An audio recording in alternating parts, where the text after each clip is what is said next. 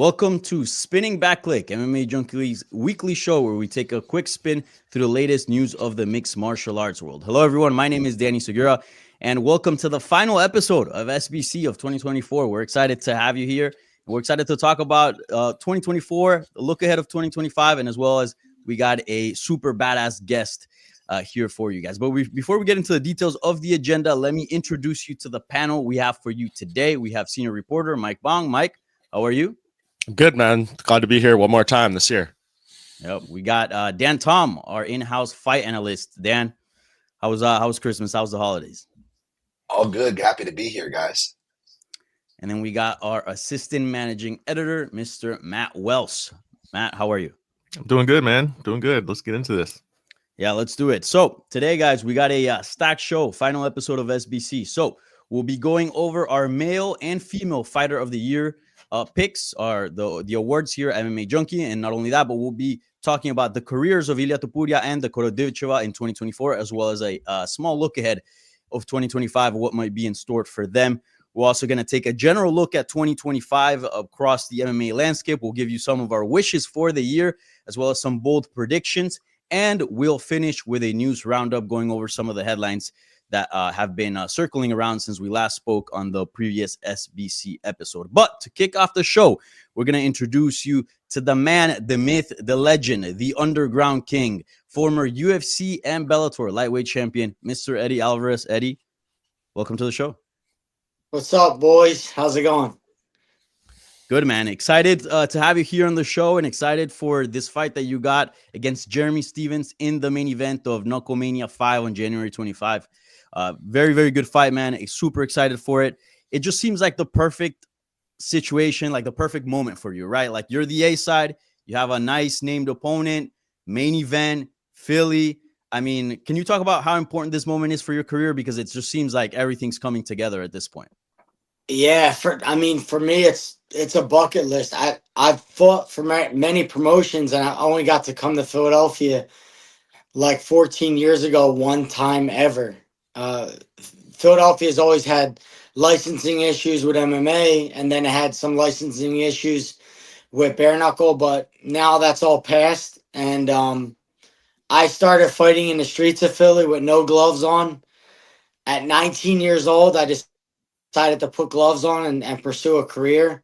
And now, it's come full circle, and I'm taking my gloves back off and headed to the Wells Fargo in front of a sold-out Wells Fargo on the 25th and get to do my thing in front of my city.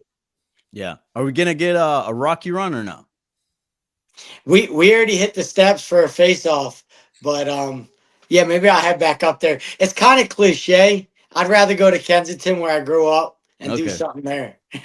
Okay, gotcha. And I want to ask you about this fight. I mean, as I mentioned, it just seems like the perfect moment for your career. You've done it all, UFC champion, Bellator champion. Is there a chance, because of how perfect this moment is, that this might be the last one you pick up a win and maybe you walk off into the sunset? Is that possible or no? I don't know. I'll never make that decision on a fight night or even before a fight.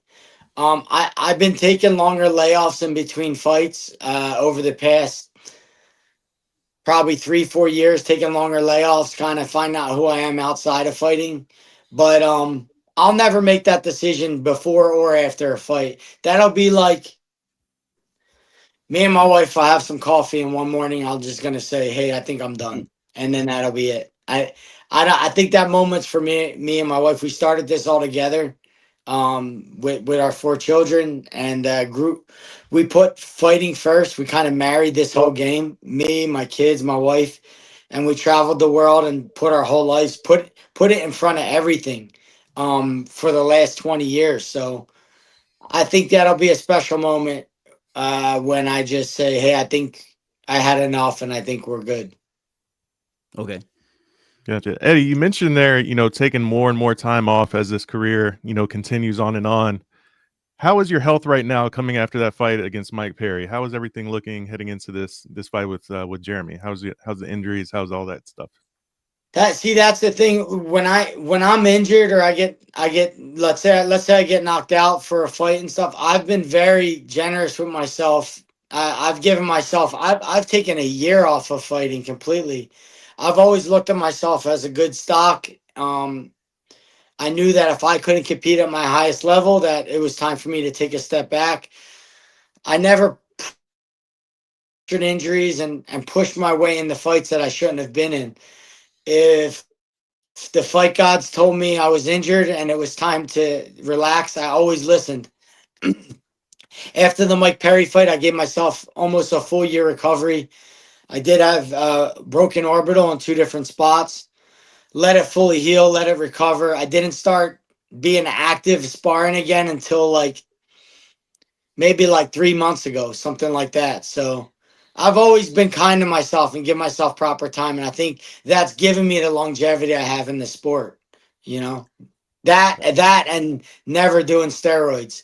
I think a lot of guys who do steroids, they speed up their performance and then on the back end, they lose years of their career. So I think these 2 things for me have been beneficial and allow me to fight in this span of 21 years now. Yeah, your longevity has been unreal, Eddie. And I know as we kind of build towards this fight, you guys did the press conference and you had that great face off. There was lots of words exchanged and stuff. Is there anything more added to this fight now with Jeremy after all that? Or is that just kind of normal pre-fight build in your mind? There's more in that. If he would have talked about me, it would have been fine because I know they're just words, right? So whatever. I've heard so many words from so many different opponents. They're nothing but, he talked down on the city, and now I feel like I got the weight of the city on my back to do what they want me to do, to humble this guy, to not say bad things about the city. And I'm okay.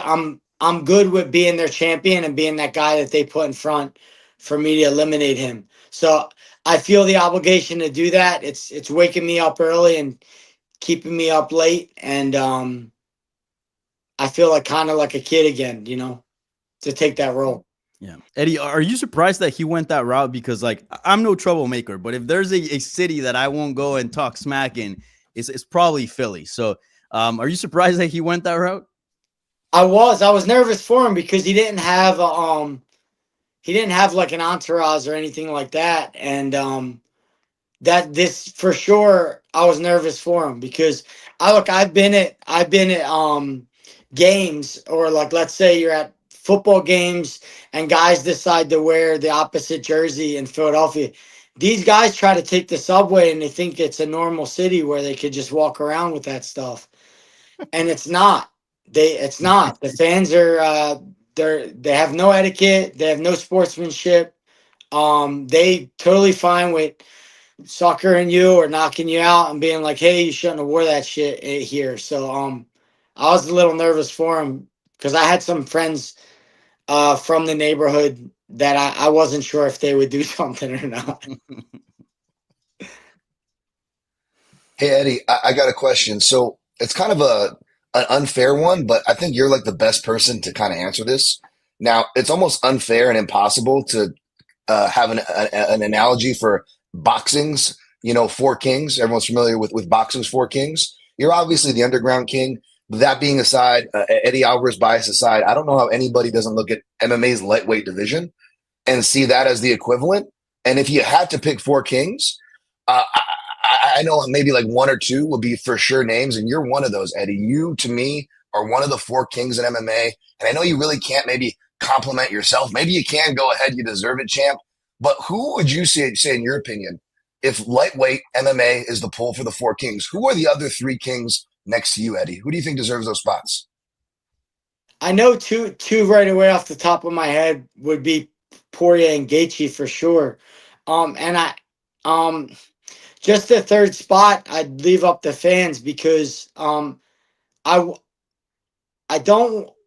have put Chandler in that realm based off of my wars with him, but he just hasn't won enough or done enough, or not to say done enough. He's been entertaining, but when I look at Duran, Sugar Ray, and I look at Hearns and Hagler, these are guys who mostly won. They were at the top of their games, and they beaten each other. They all beaten each other. but the biggest comparison is they were winners and champions themselves. So I don't know who the third guy would be, but I know for sure Dustin and Justin and myself. And I appreciate you saying that, because I've said this in the beginning of my career, that there's a big difference between who's the best in the world and who's most popular. 100. Not being the most popular because I always fought outside of the UFC.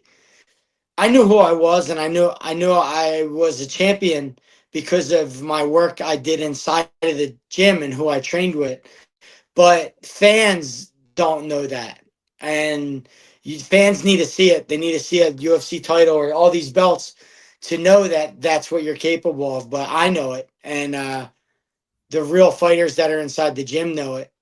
So there's always a difference between what's most popular and what really is the best. And I appreciate you saying that I'm up there, because there's recency bias that people will go, oh, whoever's there right now, they're the four kings. But yeah, I would say me, Justin, Dustin, and I don't know who would you guys say? I mean, who seriously, who would you I, say this is?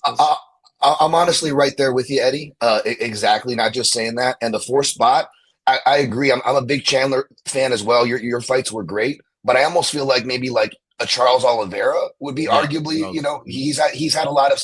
He hasn't gotten to fight you, unfortunately, Eddie. But like he's been in a lot of fun fights with these top guys. I feel like he's got a spot in there. But I absolutely agree. Justin, Dustin, and yourself are kind of no brainers for that spot, man. Yeah, yeah. That'd be an awesome documentary if it ever got done. I just wouldn't make it because I'm not a UFC guy, and I'm not a Bellator guy, and I'm just Eddie Alvarez, who I travel the world and I try to fight the best guys, but I never put myself on the rung that this is my promotion, this is who I am, I feel like you'd kind of be like Duran, no? Duran, yeah. I'm the outcast, Yeah. the ugly duckling. And you mentioned Chandler. I do this thing, and I actually have to work on it and submit it for MMA Junkie. That is 24 fights, 24 fights for my wish list for 2024. In this case, it'll be 25 fights. And one of them that I'm gonna throw on there, and I'll give fans a little preview. It's gonna be the trilogy between you and Chandler. You think that ever happens? I mean, it's on my wish list for 2025. You think that ever happens? I have text with Dana White. I don't share I'll never share it to the public, but me and Dana have a great relationship. We still talk. We've still talked ever since I left UFC. And I text him, hey, I think the world needs this kind of violence. What do you say, man? But I think they like Chandler, and they already have certain fights for him. And I think the biggest reason that it won't happen, I think if they owned the footage and they owned all the rights to our old fights, that they can make this fight bigger than ever. But they don't own the rights to that stuff to be able to sell it correctly. And in order to sell it correctly, you have to let a lot of what happened 15 years ago, 10 years ago. It's almost like you have to educate the fans before you sell it to them, and they don't own the rights to do that, I don't believe. So it's a tough sell.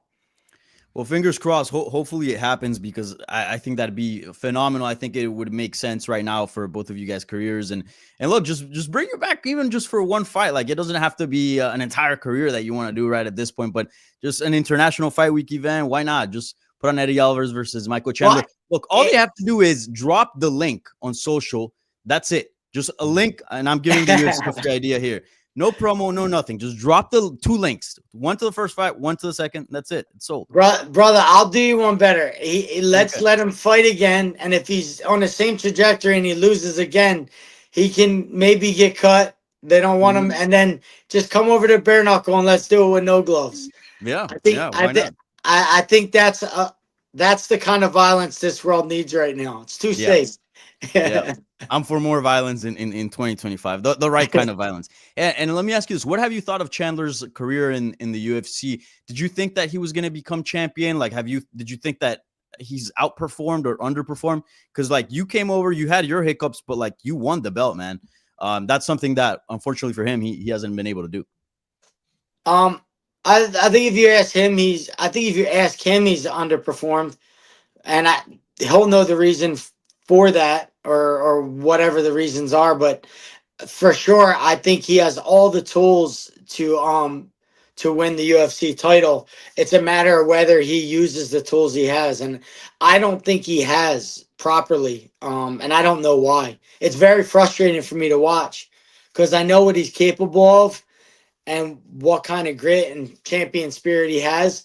I think it's more of him tweaking the way he fights and using his weapons that he has. He just doesn't use them, and it's frustrating for me to watch, to be honest with you. I think it's frustrating for a lot of people who are fans of him who want him to win because he just doesn't. I don't know. He doesn't use the stuff he's that's God given to him. He doesn't use his wrestling at all, and it's very dominant. He's a very strong guy. Yeah. Yeah, I got one for you, Eddie, because you kind of threw my brain for a loop there when you talked about Chandler and you and being over in BKFC. If that were to happen, there's also a third party that's kind of a link to all of you guys and Conor McGregor, right? Obviously, you two fought. Chandler and him were linked forever, and the fight kept falling apart. Now that he's kind of like your business partner, so to speak, in BKFC, have you guys had any conversations? I mean, I know I saw you did an interview recently where you talked about, if you could have any fight back, it would be that one, to have a redo on. But what's your relationship with him now, or do you even have one at this point? We honestly, I've spoken with a lot of guys outside the cage after I fought them. Connor's never been one of them, but I think I'm passionate about BKFC at this point in my career, and so is he. And I think we have similar thoughts on growing the sport of bare knuckle. But as far as like on a competitive side, I just don't think, and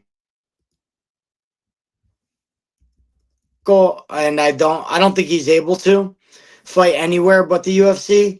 And I'm of the gonna have to get released and fight for anyone else.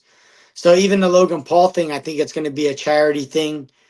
And as long as they kind of word it that way, he's able to kind of get through some red tape in his contract. But no, he still has 2 more fights with the UFC. And I've said it before, if you make a company $100 million, they don't just let you go free. It's a very difficult negotiation to get released from there. So I don't know what his contract is. I just know I think he may have 2 more fights still obligated to the UFC. So that could be a very long road. So it's not even it's a non-factor. I don't look at competing with Conor as a real thing. Gotcha. Eddie, fighters. You're a fighter's fighter. You're like one of the most badass human beings walking the earth right now. And I wanted to ask you, this might be kind of a hard question, but when somebody's got fight in them or not. And a lot of what's been discussed around McGregor is whether he's even going to fight anymore. I mean, he's made so much money. You see some of the headlines, which are worrying as well. You think he fights again, or do you see a fighter in there, or do you feel like he's kind of checked out? Maybe the Logan Paul stuff I could see happening, but not anything else not anything on a competitive realm like that. And it's so, I don't think fans understand how difficult it is when you have the life he has. Nobody could be in Conor's shoes. Nobody. Even myself. I've been a millionaire for a long time, and it's way harder fighting like that than it is fighting when I was broke. It was so much easier for me to wake up broke and just be like, hey, I'm going to kill everyone in front of me until I make some money. So it's a lot more difficult doing this life when you have everything and everything is yes, and everybody's rolling out the red carpet. It makes it 10 times harder. And I can't imagine being in his shoes. And moreover, I couldn't even imagine thinking about fighting anyone after I got there. It wouldn't even, where I grew up in Kensington, and the idea was to fight to get to a point to not have to. And I think he's done that for himself, for his family. And I think maybe he's going to struggle with his identity a little bit to let go of who Conor McGregor was, like at his height. But at some point, he's going to have to let go of that and be like, look, I fucking did it. You know, I mean, I fought until I didn't have to fight no more. And I don't need to be that guy that I needed to be, Yeah. you know? Yeah, for sure. All right, Eddie. Well, a pleasure talking to you like always. Best of luck. Remember, guys, this is going to be the main event of Knucklemania 5 on January 25th in Philly. You can't miss it. Go watch it if you are in person. I mean, it's sold out right now, but maybe you can get some tickets somewhere else. But if not, the Zone, you got to check it out. It's a badass fight that you can't miss. And it's the return of the Underground King to his hometown. So, Eddie, thank you so much, and best of luck in this upcoming fight. Thank you, guys. Thanks, Eddie. Thanks, Eddie. All right, there it is, man. Such a legend, such a treat to talk to that man. He is literally, as I said, one of the most badass human beings to ever walk this earth. And not only that, but very smart too. I love talking to Eddie about the sports world in general, just because like he's very knowledgeable. And also, quick, I already knew this, but like quick reminder: don't be talking shit in Philly. Yeah, I'm gonna behave anytime that I'm in that town. Absolutely. Yeah. That's All right, man. right, guys. So we're going to move on to the next topic here, which will be discussing our awards for female and male fighter of the year at MMA Junkie. We announced those last week. We got a few awards coming this week, but these are the two big ones, right? So let's start off with male fighter of the year. Obviously, Ilia Topuria won that. I remember not so long ago, I was saying if Ilia Topuria knocked out Max Holloway, he would undoubtedly become the male fighter of the year. And then the chat went crazy. I forgot who was panel with me in that episode, but people were talking shit. I know Dan Tom was there because he slightly backed me up. And then the hashtag went around, Danny be tripping. And look, we fast forward a few months. Ilia Topuria knocks out Max Holloway, and he is MMA Junkie's fighter of the year. Guys, are you guys surprised? I'm not surprised. I mean, it was a close vote. I think on our staff, it was 8-4 ultimately for Topuria. So that is, I guess, fairly lopsided in the end. But I mean, both guys had such a good case. I know there were some people out there being like, is this a co-fighter of the year type of thing? I feel like that's a bit of a cop-out. But I think, you know, all is fair here. We did a vote. Criteria was open to our interpretation. And, you know, we obviously have a lot of educated people on our staff. So for it to come out this way, I don't think you can say it's unjustified, but they both had unreal years. I think the only thing, like I was hard on Alex Pereira there for a while and thinking it was going to be him just because what's being done is so unprecedented. Like I'm looking at, and we'll talk, I know a little bit more about like champions in 25 next coming up later in the show, but like look at the schedule right now. How many people there do you feel like could even achieve 3 title defenses throughout the whole year? Like maybe Islam, maybe Merab, because they fight in the first couple weeks of January, but look at Pereira. His first title defense was in April and he got 3 in. So that it's just extremely rare what he did, but Topuria knocking out who he did and beating who he did was extremely rare too. So it's just, do you go with like the significance and weight of the title defenses or the names Topuria beat? It's a hard choice for sure, but I think rightful winner as well. Remind me, what were you guys picks for it? Can we even say, we can talk. I went Topuria. Yeah, I went with Topuria as well. Definitely can't take the victory like my guy Danny here. He definitely called that before anybody. But it's hard to disagree. I will say, though, that I think that Alex Pereira is the undeniable fighter of the year for the UFC perspective, because he really saved their company's ass, you know. So if we're looking at it from the UFC, then I think that it is Alex Pereira, because I'll kind of save this for later. Wasn't the strongest year even with Poatan. Imagine without, right? That being said, no argument here. Ilia Topuria for his accomplishments. Matt, did you go Topuria as well? No, I went with Pereira, but it was very close, right? Like, we're really kind of splitting hairs, almost like a co-situation, like Mike kind of touched on there. But I was also about to say what Dan just said as well. If there was an MVP of the UFC award, it was Alex for sure. Just to step up on short notice, you just fight whoever they put in front of him and go out there and knock him out. It was Alex, man. And then he's got the whole aura going on right now. He seems untouchable.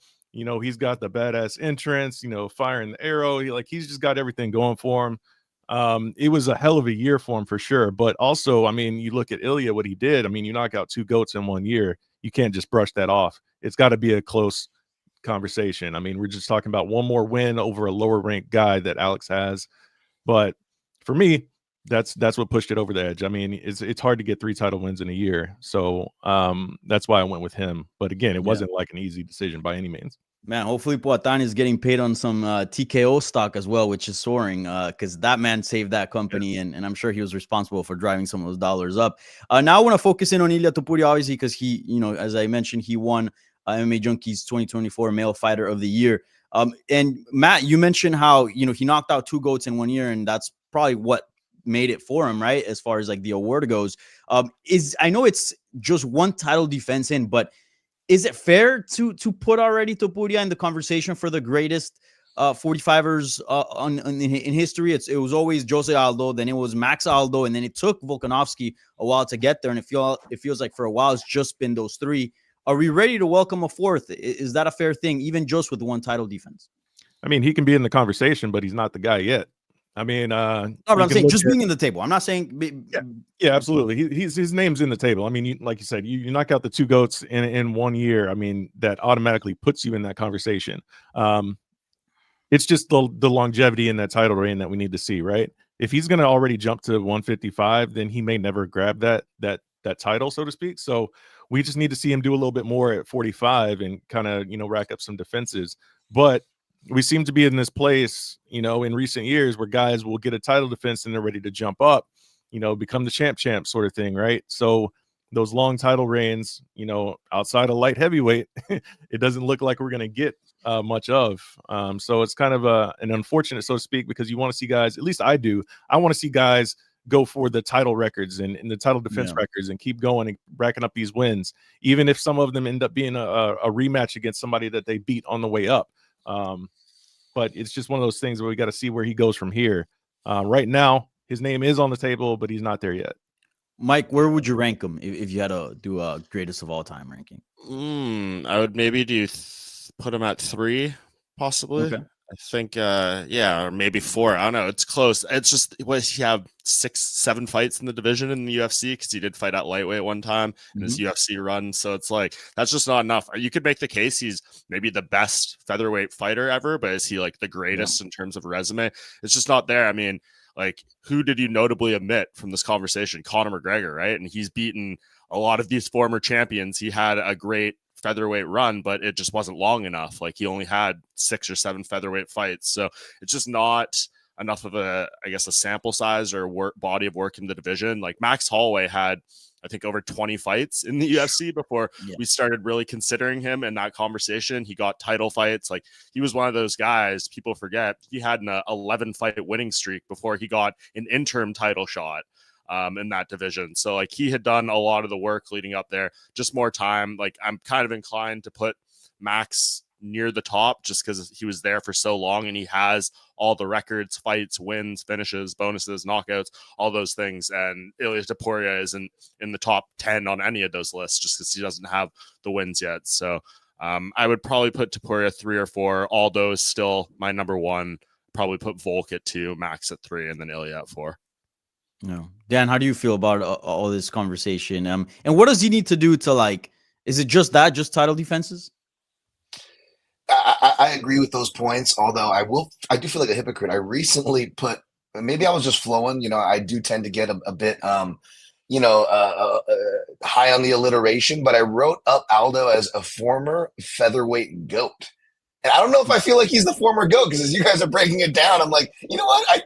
I think Max is right up there. I think Mike brings up great arguments, and I have Max up there as well. But yeah, gun to my head, I still got to go old school and say Aldo now that I think about it, guys. Yeah.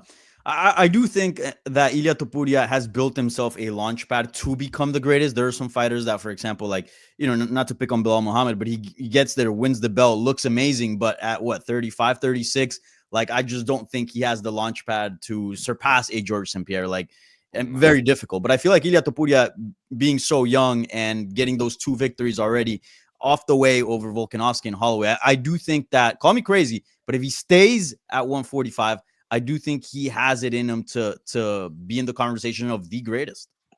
Yeah, And it'll compete be against interesting. Alvarez. I talked about this a little bit with Daniel Cormier on my podcast last week. Just like, we were talking about who people had the biggest years, and I mentioned, Ilya Topuria is one of my top 5, and he didn't even have him in his top 5 because he felt like the wins didn't really like resonate across like the sport as in terms of like outside of the hardcore fan base. But now we go into 25, and he got to beat the legends, and now he's gonna have to kind of be the A side in these fights, and we're going to see what he's able to do against, if he fights like guys like Brian Ortega and Diego Lopez and all those people where he has, I guess, more to lose in this scenario than gain.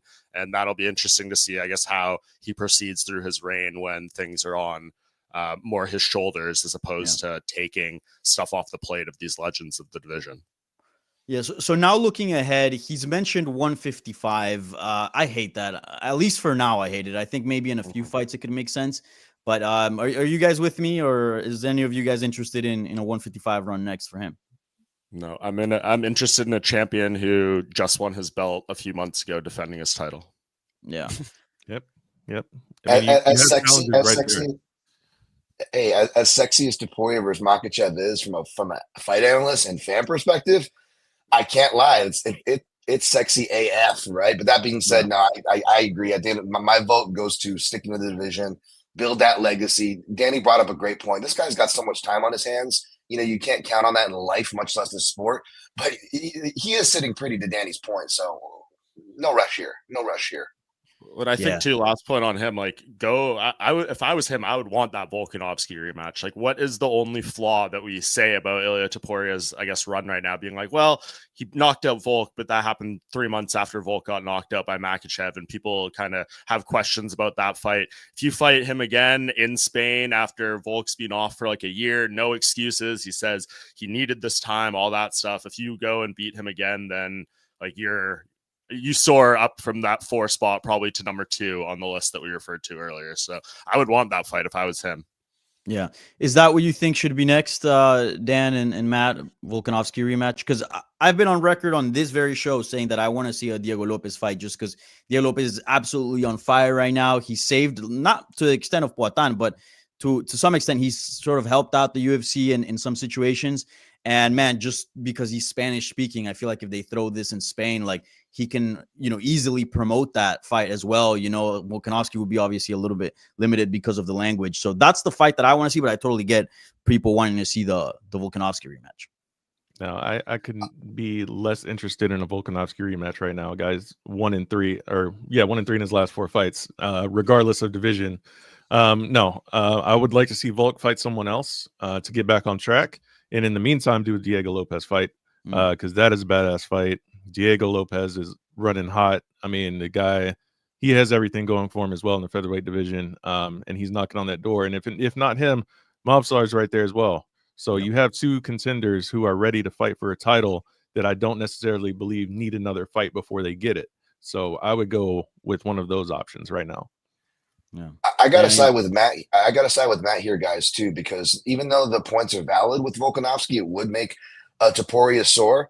But let's be honest, man. Again, I mentioned the rematch fatigue. Like, can we stop doing rematches every other? Now, this is an important rematch, a meaningful one. It makes sense. But the problem with that rematch is it forces another rematch because who are the contenders in the wing?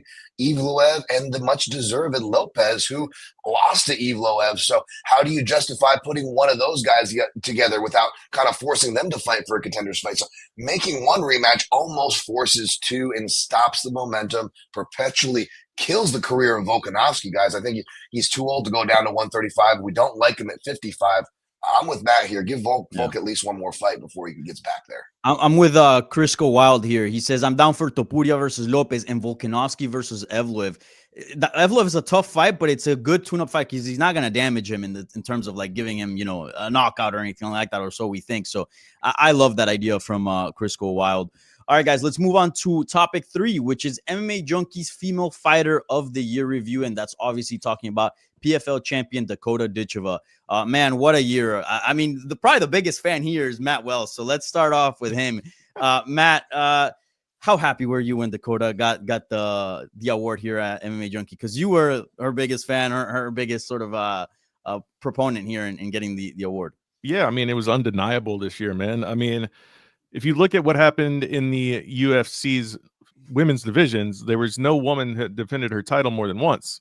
So just the activity alone from Dakota, I mean, it's hard to deny it, right? And she got the matchup that everybody wanted to see in the championship, no less. Her against Talia Santos, and then she went out there and stopped her. This is the same person that arguably beat Valentina Shevchenko just a couple years ago, right?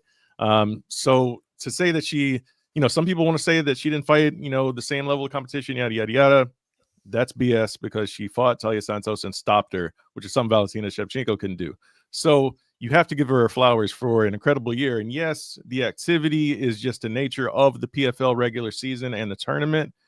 But at some point, you got to acknowledge she went out there, fought 4 times, stopped everybody, looked incredible doing it.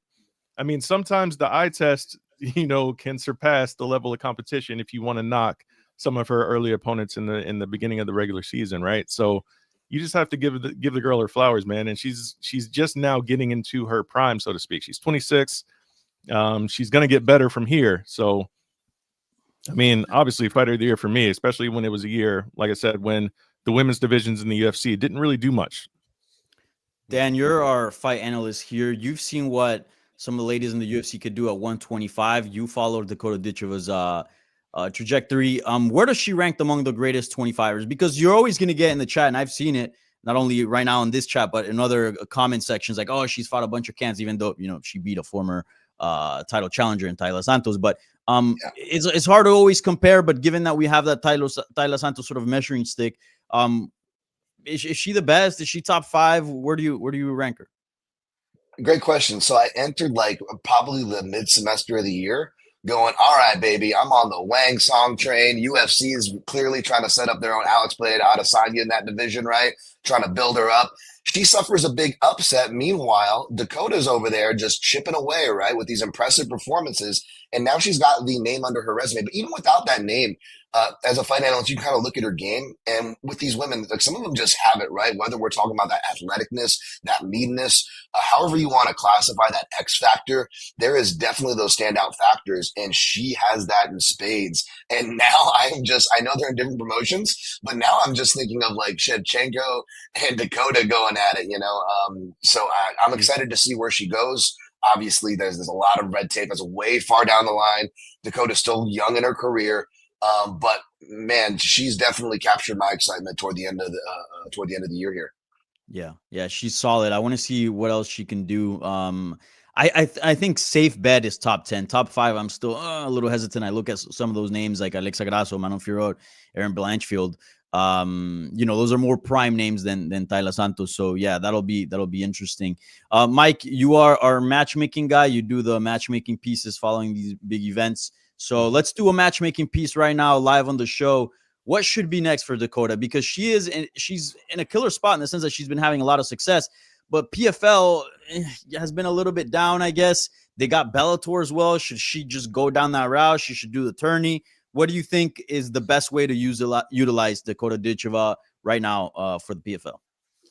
I don't want her in another season if it's going to be the same crop of fighters. And she said that herself. She's like, I'm down to do the season again, but like, I just don't want to do like rinse and repeat. We freaking saw what happened with Kayla Harrison. We're getting into third fights against the same opponent, stuff like that. Like no one wants that. So I do think for PFL, that is the best way to utilize her because you're getting her 4 times in a year. And like, she clearly knows how to work that model. She's finishing fights. It all works great, but they need to do their part in finding her fresh opponents, better opponents, and just increase the value of that field, which in theory they should be able to do considering that women's flyweight division was one of the stronger elements of Bellator and some of the names that they had. We saw a little bit of that creep over.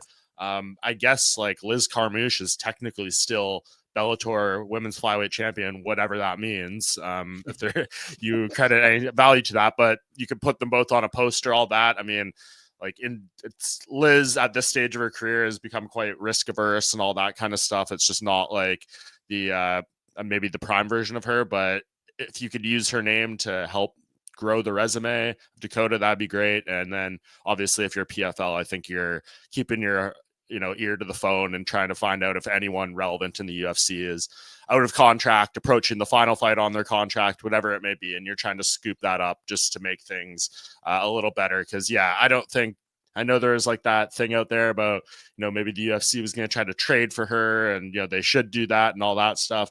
If I'm PFL, I'm holding on to her for dear life. She's like one of 3 interesting things you have going for you in your entire company. So I think you just got to keep doing that. And yeah, just line them up. If you can't get anything new or interesting, I guess you kind of got to run back what we saw this year. I'm sure Tyler Santos wants a rematch badly too at some point. So who knows? Yeah, couldn't agree anymore. All right, guys, let's move on to topic 4 here, which is a 2025 look ahead. So I want to start off by going through each weight class, and we're going to have to do this fairly quick, and seeing or discussing whether or not the current champion will be champion at the end of 2025. So we got some odds here by DraftKings. So let's start off with the UFC's men's flyweight division, Alexandre Pantoja, who looked spectacular in his last title defense. He is at a plus 100 on retaining his belt in 2025. Fair or not? What do you guys think? Fair. The odds makers don't know what to do with Pantoja. They've been proven wrong by him too much. So that seems fair. Okay. Would you guys put that bet? Do you think Pantoja ends 2025 as champion? Yeah, I think you could almost make this one higher. I feel like he's like one of the bigger locks that I'd feel most confident in keeping the belt through this year or next year. You heard it from Mike. Yep. Put the house mortgage on Pantoja. You give me plus money, I would definitely take that. I'm also a big Pantoja fan and stan. You guys know he deserves an award, by the way, just for continuing to have his belt. By the way, the UFC never wanted this guy to get there, and when he got there, they literally threw the 2 biggest flyweights in history. One's a bantamweight they had to pull from Japan, younger, bigger, stronger. Pantoja still stands. Respect, motherfucker. Sorry, dance fight every year. Every year. Plus, he's beat the top contenders already. I mean, he'd be like a little bit older version, but even then, he looked great. So, yeah, I think if there's a champion that will retain his belt in 2025, I think that's your bet. So, yeah, I think we're on agreement there. All right, let's move on to 135. Merab Dvalishvili at a plus 130, and he starts off the year early. So, and he's fairly active. So, odds are he's probably going to roll the dice most than any other champions this year. Do you guys think he ends the year as champion? I don't think he ends the month as champion. So no. Yeah, I mean, Umar's got shorter odds to end the year's champion. He's at plus 110. So the sports book believes that's going to happen very soon here. What do you believe, Matt? That's what I want to know. What do I believe? I believe we're going to see a damn good fight here. But no, I think it depends, man. That's a fight that I have to see how they're looking at fight week, man. I'm going to be on the fence till the very last second on that one. Yeah. Dan? I don't disagree with the projections, but I also believe that it's going to be competitive. And if you are going to put your money on anybody on this list and you're like, who's going to fight for my money? I feel like Merab Dvalishvili really goes at the top of that list, right? If you were like guys who are going to like life or death, conscious or unconscious, still try to fight, that is Merab, right? That being said, I never got submitted, by the way. Yeah, there we go. Yeah, I agree with you guys. I do think the fight against Umar is a very tough matchup. I think he loses his belt if I have to put money on it. But yeah, we'll see. Certainly has been an interesting figure this sort of year, and we'll see how he does this next month against Umar. All right, 145, Ilia Topuria minus 175. You guys think he keeps his belt 2025? I mean, unlike Pantoja, there's a lot of sure there's the rematch with Volkanovski, but there's also Evloev, there's also Lopez. There's a lot of guys that we haven't seen him against. Like there's some styles out there that we haven't seen him against. What do you guys think? I'm going to say he doesn't, because not only does it seem like there's the path to him maybe not becoming the champion via a fight, but it could be voluntarily too, right? Like if you believe him and what he's saying about being willing to go up to 55 and vacating the title, that seems like another path to him not being champion without losing in the cage. So between that possibility and then the possibility of moving up and vacating, I guess I would say, no, I don't feel maybe the most confident he's that guy at the end of the year. You guys disagree? Agree? No, that caveat's definitely one that would stop me from pulling the trigger. That being said, I'll still pull the trigger. and say that he is, because I believe that the UFC loves seeing that gold, even though they can pull their hair out and say, oh, stay in your division or whatever. I think they love gold on the picture. So even if Topuria wanted to vacate it, I don't think the UFC necessarily makes him give it up. I feel like the UFC takes another opportunity to make an interim fight, more titles. I think he keeps his belt. I think he's one of these champions that, one, he's extremely dominant, extremely skilled, and also I don't think he's going to be extremely active. So just out of the idea of him not fighting a ton, maybe 2 this year, right? I think he closes out the year as champion. But we'll see. That featherweight division is stacking up quite nicely, and is very, very exciting. Now we move on to 155, and I'm actually surprised that Topuria has better odds at maintaining his status as champion than the champion at 155 pounds, Islam Makhachev. He's at minus 135. Guys, if I have to pick one person, is him. I think he's going to lose. I think he could retire undefeated or lose at 170, but at 155, I don't see anybody taking the belt away from him. I agree with that. I agree. Yeah. I thought that his odds would be like minus 200 when I saw this come out, but no. Same. It's crazy to me. I just don't get it, especially when, his upcoming challenger is plus 500 to win. I don't get it in Armin at plus 500. I just don't get these odds, but yeah, it seems kind of crazy when you look at the whole landscape of the whole UFC. I mean, I thought he would be the odds-on favorite to end the year of 2025 with the belt. Yeah, I don't see anybody beating him. He's just so skilled. And the fight against Poirier really proved that to me, because, like, he had a strike in that fight, and it's like, damn, he could hang with Poirier. Shit. And then he ended up submitting him and obviously using his wrestling. In my opinion, and I know what Dana White thinks, and he'll probably tell me to F myself, but I think he is the best and most skilled fighter today. He is pound for pound the number one. Agreed. And I do think Armin is very, very good too. A fun twist on this could maybe be, could Islam lose his next fight but still end the year as champion? Maybe he loses and then they do a trilogy fight with Armin in Abu Dhabi in October. He gets it back and wins the title. So that would be a fun twist on that as well. Yeah. If he loses in January, it doesn't mean all hope is lost, is what I'm saying. Right. That is true. So maybe the odds makers should think about that and increase those odds, or maybe they shouldn't for those trying to bet.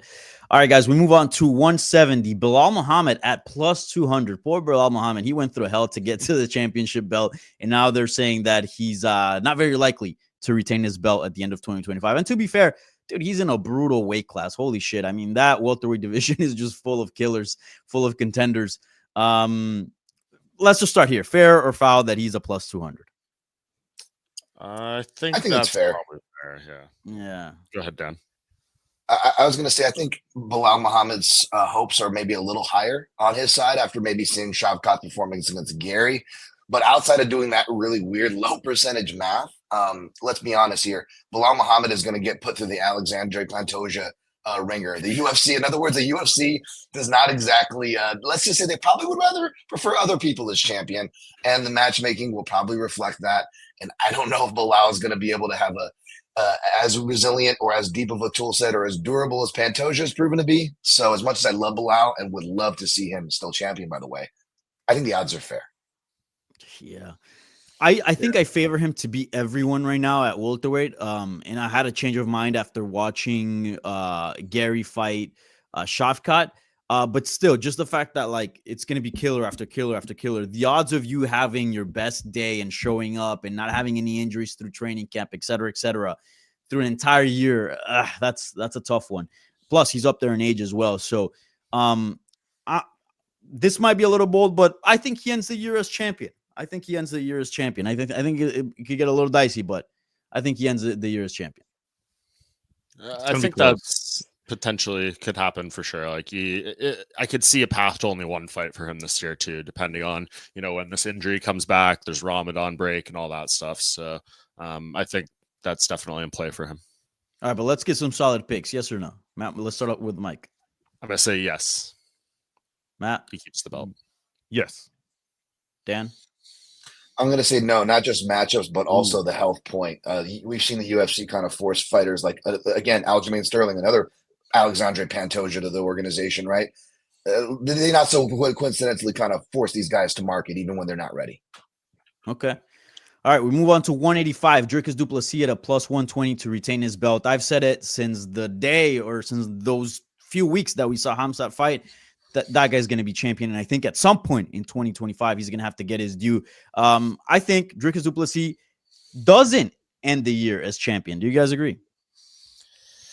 I'm gonna say yes, but he's gonna end the year as champion just because we're saying this, right? Just because any doubt in your mind, he seems to overcome. But you'd have to imagine with the competition coming up here this year, his luck, if you want to call it that, sounds disrespectful, is gonna run out with just finding ways to victory. I mean, the first Strickland fight happened just down the street in Toronto, and it was very close. He could have lost that night, and yeah, that one I don't think it's a lock that he wins the rematch. And if he gets through that, Khamzat is a terrifying prospect to defend your title against. So it just feels like a lot. But the only way I would say no is if Khamzat does not fight for the belt in 2025 for whatever reason, travel, injuries, health, otherwise, potentially comes in play. But if Khamzat is fighting for the belt, I don't think Dricus ends the year as champ. Guys? I'm going to go opposite. I'm going to go opposite of you guys. I think he does end the year as champ just because I'm personally done picking against Dricus. I mean, this is a guy who he gets his takedowns off getting knocked down. He runs his head right into his opponent's hips. He throws opponents right on top of him, and he still wins. Like, the more you kick this guy's butt, the harder he wins. It makes no sense. I'm not picking against him. I'm still not as high on Chimaev. We really haven't seen anything from him. You know, outside of a pre-broken jaw Whitaker who doesn't, know what he wants to do right now in a fight that didn't last long. We still don't know anything about this guy's cardio. I think that Nasruddin Imavov or other fighters are actually more of a dangerous matchup quietly to Dricus than Khamzat is. I think Khamzat is lower on the rung of top contenders that'll actually threaten the title whilst Dricus is holding it. Matt, final vote. I can't bet on Dricus, man. His fights don't make sense, but he somehow wins. And I don't see how I can confidently pick that guy to hold on to that belt very long. I'm sorry. It's not a personal thing against him. It's just that I watch the fights and I don't understand how this man keeps winning. But it happens. So I can't wait from a year from now to look back on this video and see how well all our picks aged. All right, 205, John Jones at a plus 110. There's no way. I have a rule that is never picked against John Jones, but I think I'll make the exception. Does it have John Jones to be 205 champ or heavyweight champ? Heavyweight champ. Okay, oh, sorry. I skipped Mr. Shama himself. I'm sorry, Poatan. We went from 185 to heavyweight, but sorry, let's go on to 205. Alex Pereira at a minus 130. I think he ends the year as champion. I think he's probably going to be a little less active than 2024. And I think the promotion, no secret, wants him to be at the top. So if he gets past Ankalaev, which I think he can, I think it'll be smooth sailing after that. Yeah, I tend to agree. I think he's probably the guy, but his biggest threat feels like the first obstacle he'll get this year or not. Who knows if you believe that tweet. If it's not Ankalaev, then I really don't know what direction they go. So we'll see. But yeah, it does feel like his toughest fight is right in front of him here. Matt, Shama or no Shama? No Shama. Ooh. I will explain why later. Okay. All right.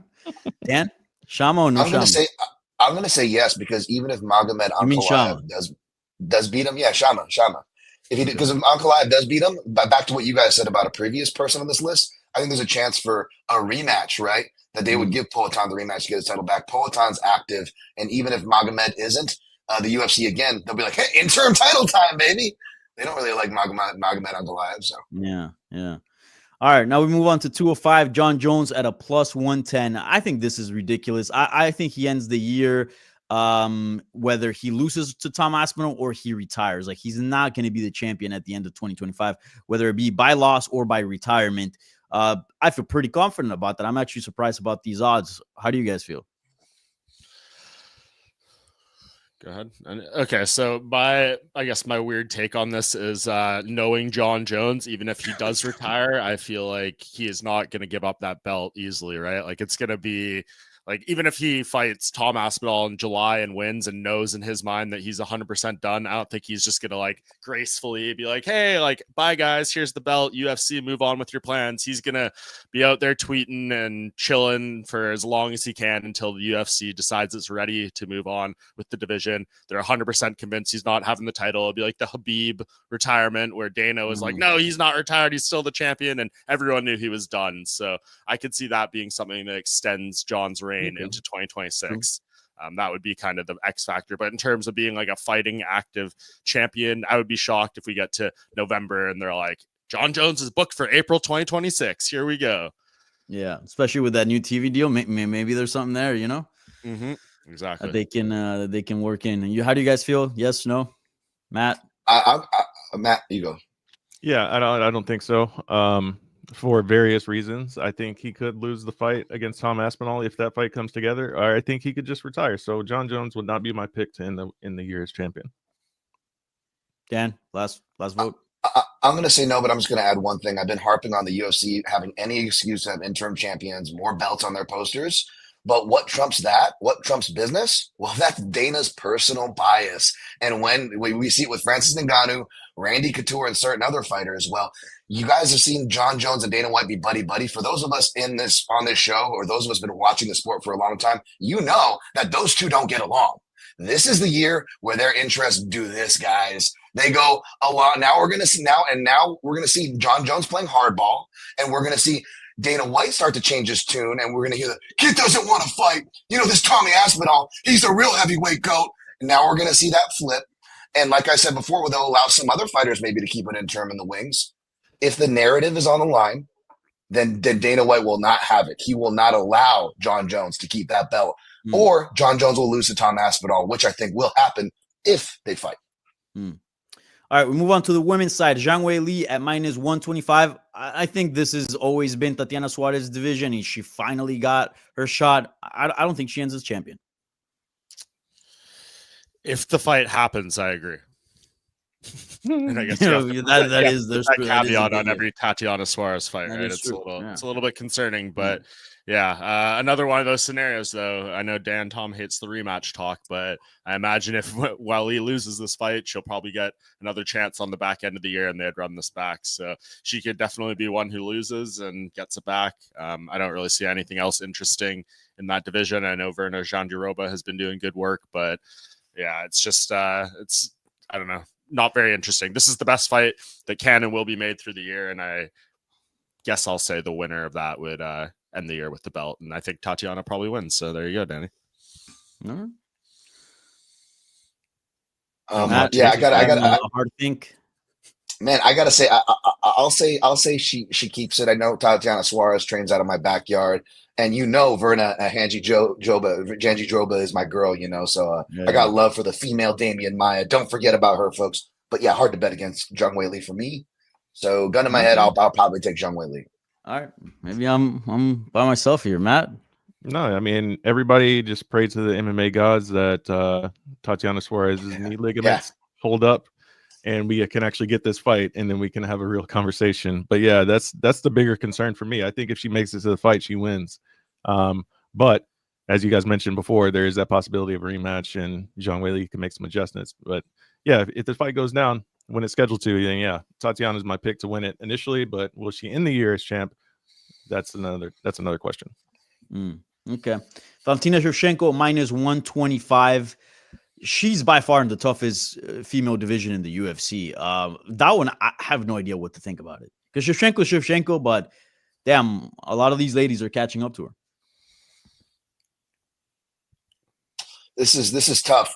This is tough. So, again, a lot of my hopes were taken down with that Wang Song upset, of course. But no, in all seriousness, this is kind of one of the more volatile divisions because it's not just a female division that's competitive, but like the UFC has actually been trying to compete with it, which makes me worry for that PFL strategy, trying to get people for Dakota. Because if you look at who they're bringing to Contender Series, of all the women's divisions, I know there's only 3 pretty much realistically, but 125 is the one where they're really pushing in talent. That being said, I still got to go with Shevchenko here. I think her takedowns and stuff make it difficult stylistically for some of the girls that could get a shot this year. Matt, champion Yeah, or no it's champion? tough. It's tough. I mean, I would stick with Valentina just based on the fact of, what she's given us so far throughout her career. She's proven she's dominant. I think depending on the matchups, I mean, it's hard to bet against her, right? I mean, even though she is getting up there in age, she's still very dominant. Her game doesn't rely on pure athleticism. She's a smart cerebral fighter, right? And she's very precise in what she does. So it's hard to bet against that. Yeah. Yes, Mike, you got the final say here. Yeah, I'm going to say she does not end the year as champion. I just think these are going to be tough ones. Manon Fiorot looking likely for the first half of the year. And I think she is just a younger, hungrier, very similar version of Valentina in a lot of ways. And that's going to be a tough fight. And when you're Valentina and you fought all these people, you just went through this trilogy with Grasso, it's just like, where's your motivation still coming from at this point? And everyone's gonna be wanting to come for that belt. So if she does make it through this year and she beats, say, like Manon and Erin Blanchfield, or Manon and Macy Barber and Natalia Silva or something, like, I would be extremely impressed, just because to do that stage of your career against this group of fighters would be a huge check mark for her legacy. So we'll see.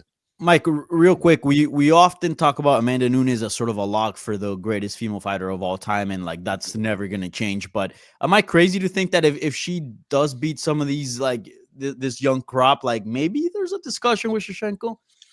I think so for sure. I mean, the competition that Shevchenko's been fighting is just infinitely better. I mean, there's who's the Juliana Pena of her like recent resume, like I know she lost to Grasso, but she made the adjustments, came back, won the trilogy. So she's right there. And I mean, speaking of Amanda Nunes, and I know this will probably be a good segue for you to the next division. 8 years ago today, she beat Ronda Rousey. It's been 8 years since Ronda Rousey's final MMA fight. How crazy is that? Wow, that is crazy. I remember that fight being so big because Justin Bieber was pretty salty and was tweeting like, see you, Ronda Rousey. Like, I knew this was going to happen or some shit. It's a huge fight. All right, guys. Now we move on to the last weight class and we close out sort of this part of the segment. Juliana Pena at a plus 300. Poor Juliana Pena has the worst odds at being champion by the end of the year. I think this division is Kayla Harrison's. Anybody disagree? Agree? Nope. And if it's not Kayla Harrison's, it's Amanda Nunes's. So yeah, I just want to say, Bieber probably had a bet with Diddy, so that's probably why he was salty. But yeah, as far as this fight goes, Pena didn't even win her last fight, to be honest. But yeah, this is Harrison's division. Yeah, Matt. Yeah, it's definitely Kayla's. As soon as that fight gets booked, I mean, just count your days, Juliana Pena. And I'm sorry, that's not a knock on Juliana. I think she's fantastic. I like the trash talk that she brings to the game. It's very, very welcomed. But once they get into the cage, I think that's going to be the end of her title reign. Yeah, I agree. All right, guys, with that, we close out sort of our predictions for who's going to remain champion in 2025 and who's not. All right, now we move on to 3 key questions here to close out the show. So we're going to start with, which fighter are you looking forward to the most as far as like career-wise to follow throughout 2025? I'll start. Carlos Praxis. I think that guy is just the best thing that could ever happen to the UFC. It's a welterweight division. Super, super exciting. Out there smoking ciggies, drinking booze, knocking people out. I mean, this guy's just so much fun, and he's an elite fighter. I do want to see how far he can get in this division. I think pretty far, and there's so many matchups out there that are so exciting. So that's the career that I'm most excited for this 2025. Yeah, I think that's a great choice. Especially, clearly the UFC thinks incredibly high of this guy, right? Like, they went to him to fight Shavkat at 310 before they went to Ian Gary. They went to him for a lot of people. Now there's rumors, will he get the #1 ranked former champion Leon Edwards in a main event in London? Like, some chatter about that. So clearly they think highly of him. Yeah, and they're pushing him towards the top. So I think that's a great choice, Danny. All right, Matt, Mike, you wanna keep the I can follow up with my choice. I'll go career-wise. Let's say Dustin Poirier, obviously someone I've followed for a long time, been around a lot, close to, and I think what are they going to do for the finale here, right? Like, are they going to give him the fight in Louisiana that he so dearly deserves and wants, and things like that? And will it be the trilogy with Holloway? Will it be the trilogy with Gaethje? Will it be another BMF fight? I mean, you can do no wrong with the Dustin Poirier fight, but if we're only getting one, if it is Uno Mas, what are they going to do with him to kind of make it appreciated by him and something he wants to do, and the fans and the opponent and all that stuff? So yeah, I know it's like it's saying I want to follow a career that is about to end and like has one fight left in it, but it's being a very special Hall of Fame career. So shout out to Dustin Poirier. I'm curious to see what happens here. 100%. Matt? I'm gonna go younger. I'm gonna go to the bantamweight division. I'm gonna go Peyton Talbot. Okay. I'm very Nice. impressed.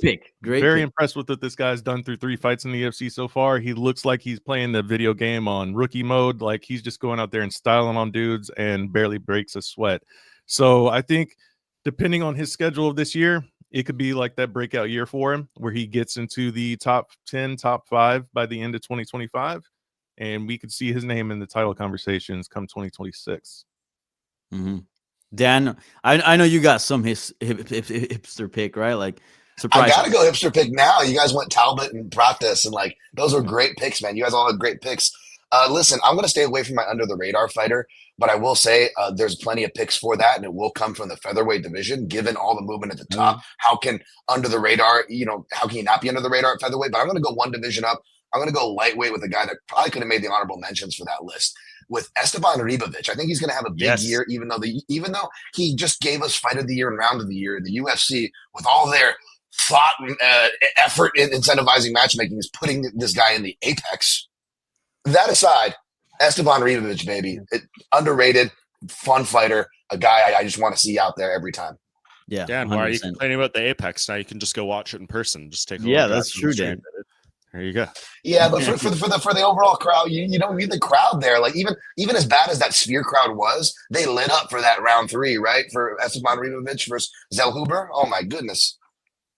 Yep. Okay. Good teaser as we get into our year-end awards over on MMA Junkie. So keep an eye on that one.